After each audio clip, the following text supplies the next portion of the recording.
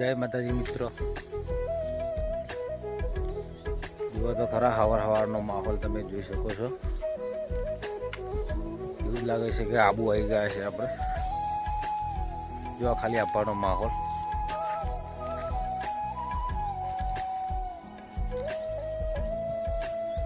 ફૂલ ધુમ્મસ આવી ગયું છે.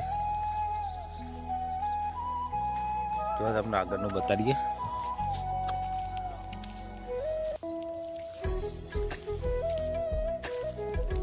આબુ જેવો માહોલ થઈ ગયો છે.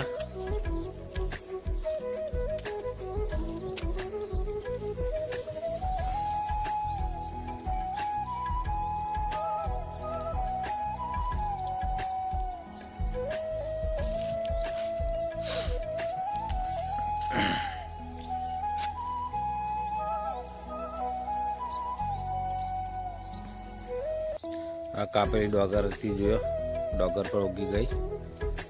વરસાદમાં બગાડ થયો છે બહુ.